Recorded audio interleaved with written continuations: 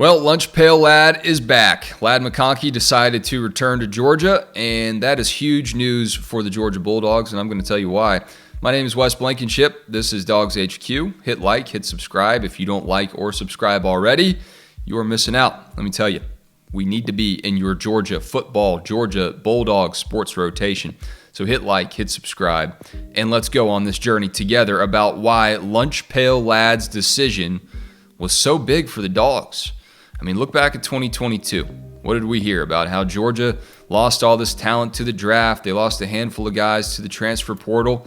But what did they have? They had glue. They had glue that held the team together.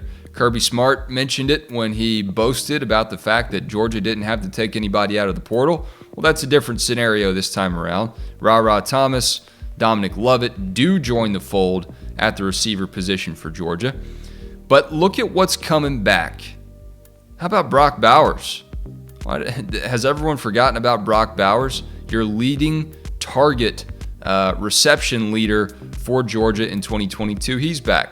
Well, who was your second leading receiver in 2022? It was Ladd McConkey. I'm recording this on the morning of January 18th, 2023. We know there's some smoke about A.D. Mitchell potentially entering the transfer portal. We'll keep you posted on that right here at DawgsHQ and at DawgsHQ.com. Don't you worry about it. And let me take a brief aside. I'm going to take a little exit, a little detour here. Losing A.D. Mitchell would be bad.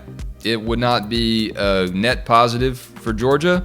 You can't spin that anyway, and I'm not going to try to do it. He's a huge talent. He has the two biggest touchdown grabs, you could say, in modern Georgia football history, with the go-ahead touchdown score against Alabama in the national championship game 2 years ago, or 1 year ago rather, the first of two national championships, and he had the go-ahead touchdown grab against Ohio State in that legendary Peach Bowl game in Atlanta. And look, A.D. Mitchell might decide to come back too, but if he does go west, maybe to Austin, I don't know.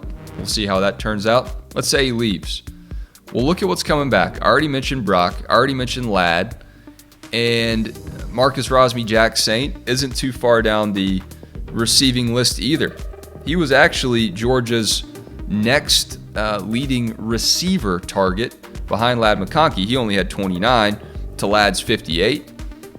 He only had two touchdown receptions to Ladd's 7. Brock Bowers led everyone with 63 catches for 942 yards, 7 touchdowns through the air, 3 on the ground. Ladd had 2 on the ground as well. So assuming Todd Monken stays, those are two guys who know how the offense works. That's the glue that I'm talking about. You bring in Thomas, you bring in Dominic Lovett. Even if A.D. Mitchell goes, you have some guys there that know what it's like to run in the system, know what the expectations are, know what the culture expectations are for Kirby Smart's team and for Todd Monken's offense. Darnell Washington was the 5th leading receiver. He had 28 catches, 2 touchdowns. Kenny McIntosh was the 3rd leading receiver with 43 catches for 505 yards, only had 2 receiving touchdowns. But he was a big part of the receiving attack, a big part of the passing attack for Georgia. So missing him, missing Kenny Mack, that's going to be a big sting too for Georgia. How do you replace that? Because Kendall Milton does not appear to be that same kind of guy. He's not cut from that same cloth necessarily. Not saying he can't be developed into it, but who's going to step up and replace all of those targets out of the backfield for Georgia? Will it be Dejon Edwards? Will it be Branson Robinson? Again, he's a block. He's a block of granite. He's a big square of a human. Can he replicate what Kenny McIntosh did in this offensive system? Can Andrew Paul be that guy? Will it be Roderick Robinson? These are players that Georgia will have to figure out of the backfield. How do you get that part of your offense going again? But when you look at what Georgia returns with Bowers, with McConkey, with Arian Smith, didn't even mention him, by the way. Dylan Bell, a true freshman in 2022, who had the opportunity, was afforded the chance to kind of ramp up as a target in this Georgia offense. They didn't throw too much at him. He got to experience what an SEC defense looks like. Kind of fell off towards the end of the season as A.D. Mitchell came back on. But look, it might seem like losing Kyrus Jackson to the NFL draft, losing Dominic Blaylock to the transfer portal, it may seem like Georgia's not going to have much depth in 2023 if A.D. Mitchell decides to go. That is why Ladd McConkey's return is so important. Because if Mitchell does go, you still have someone with knowledge. You have a subject matter expert of the Todd Monken offense, of Georgia's offense, of Georgia's program. But guess what else you have? You have fresh blood coming in and some really talented receiving targets in their own right. Tyler Williams, Anthony Evans, Yazid Haynes. These are players that Georgia will have to develop quickly. And Kirby Smart said that at the start of Georgia's camp for 2022 rather. The receiver position, because of the portal, because of the NFL draft, there's a lot of turnover there. So this isn't anything new. I don't think Georgia is panicking in the least over A.D. Mitchell's decision. Will it sting if he goes? You bet it will, because they want as much depth as they can get. But don't forget about Lunch Pail Ladd. Don't forget about how gritty that guy is. He's like a coach on the field. He's got a motor that never stops.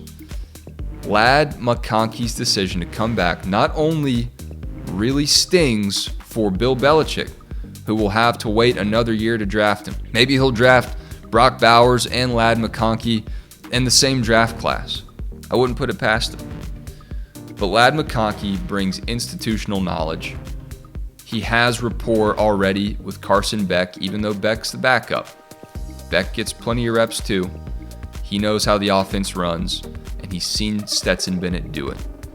There will be a competition in the spring. Maybe Brock Vandegrift, maybe Gunnar Stockton have something to say about who the starter at quarterback is. But as long as Ladd McConkey stays healthy, rehabs the issues he had with some tendinitis towards the end of the year, and you saw how tough he was. You saw, really, I say this stuff tongue-in-cheek when I say he's Lunch Pail Ladd and say he's gritty. He's got a motor that never quits. He's the first one in, last one out. He's a gym rat. I mean all that stuff. But he's also tough as nails. And you got to have tough dudes in the SEC. You got to have a tough guy at quarterback. One of the most important attributes a quarterback can have is toughness. But you also got to have toughness at the receiver position. Ladd McConkey brings that, man. You can't keep him out. Kirby Smart always says they have to hold him back at practice because he wants to go so hard. It's great news for Georgia. Could be bad news if A.D. Mitchell goes, and we'll keep you posted on that. But no matter what happens with A.D. Mitchell, I don't think you should overlook how important it is that Ladd McConkey will be back in Georgia's offense in 2023.